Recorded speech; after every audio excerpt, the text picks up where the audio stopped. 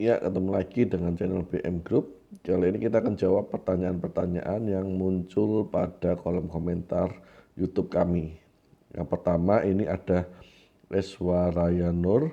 Jadi dia bertanya, Pak, izin bertanya, penggugat terlibat kasus pidana sebagai tersangka statusnya sekarang dan ingin mengajukan cerai dalam kurung perdata.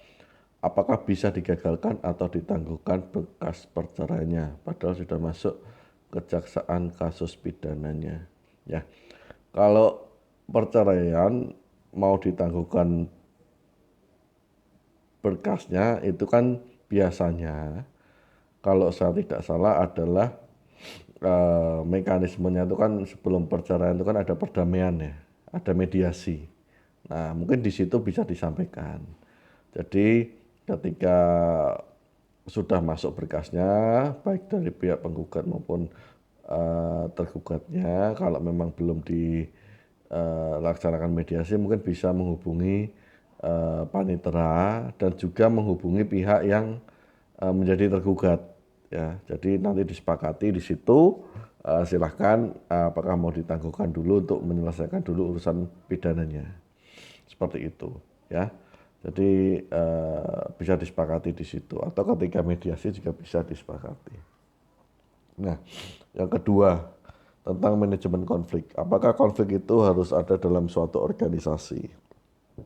Ya, menurut saya konflik itu harus ada ya. Kenapa? Karena kalau konflik itu harus dilihat dari sudut pandang atau konteks yang positif. Jangan konteks yang selalu konflik itu adalah negatif. Tinggal diatur bagaimana tingkat atau suhu dari suatu konflik. Konflik dengan suhu yang baik, yang dimanage dengan baik akan menimbulkan akan menimbulkan kompetisi. Ya, kompetisi yang harus diciptakan adalah kompetisi yang sehat.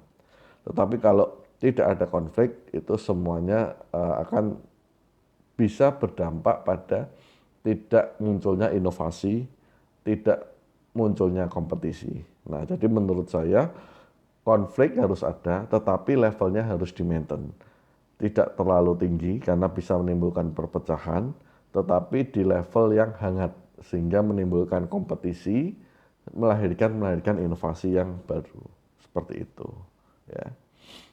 Kemudian tentang resign tapi disuruh bayar ganti rugi.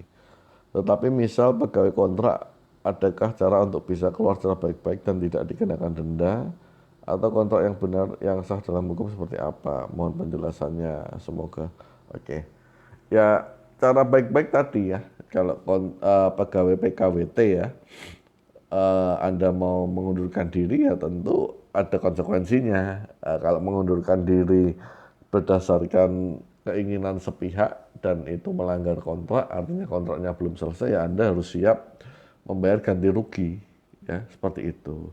Kalaupun tidak siap membayar ganti rugi, ya selesaikan kontraknya. Saya pikir seperti itu ya. Kemudian tentang rumah lelang tapi penghuni tidak mau pindah.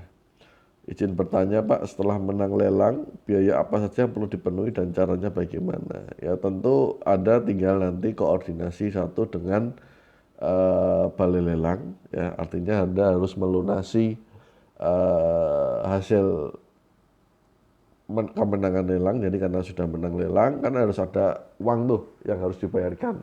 Karena biasanya yang dibelikan cuma hanya jaminan pelunasan. Kemudian Anda harus bisa bertanya kepada KPKNL setempat atau mungkin bank tentang biaya-biaya yang ada di situ. Caranya bagaimana ya Anda harus datangi ke mereka, Anda sampaikan bahwa Anda yang menang lelang dan silahkan Anda selesaikan administrasinya di situ.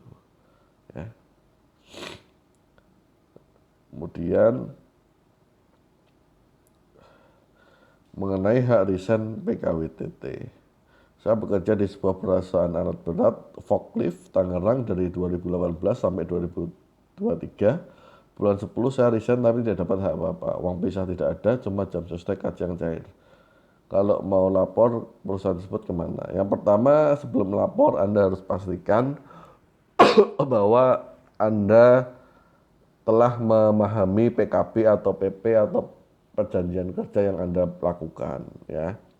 Uang tanda pisah benar memang diatur di Undang-Undang Ketenagakerjaan di PP 35, tetapi kadang perusahaan tidak mencantumkan dalam PKB atau PK. Jadi tidak ada acuan pemberian terkait uang tanda pisah.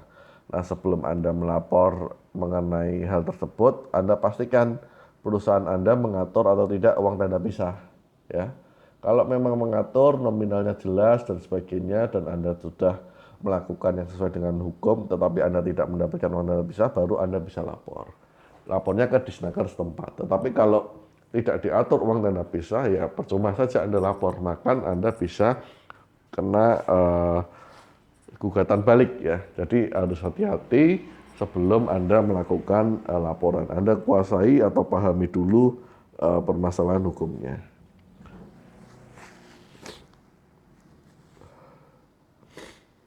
Oke, selanjutnya tentang SK sebagai jaminan kredit. Jika kita meminjam dengan bank, lalu di kemudian hari kita resign, maka uang pesangon nantinya akan digunakan untuk melunasi cicilan yang tersedia dahulu, ya Pak, atau pesangon full yang nanti kita terima. Nah, kalau kita ngomong berdasarkan aturan ketenagakerjaan, uang pesangon, uang pensiun itu harus diserah terimakan kepada pihak pekerja. Kecuali pihak pekerja itu setelah menerima membayarkannya atau memberikan kuasa kepada pihak lain untuk melunasi utangnya. Jadi seperti itu, ya. Jadi tidak bisa serta-merta, bisa juga tidak, tergantung dari perjanjian kredit yang dilakukan dan kelengkapan dokumennya. Ya, saya pikir itu ya terkait beberapa pertanyaan yang ada, mudah-mudahan menjawab dari apa yang ditanyakan. Kalau memang masih belum jelas, silahkan Anda tanya lagi. Kurang lebihnya saya mohon maaf. Terima kasih. Assalamualaikum warahmatullahi wabarakatuh.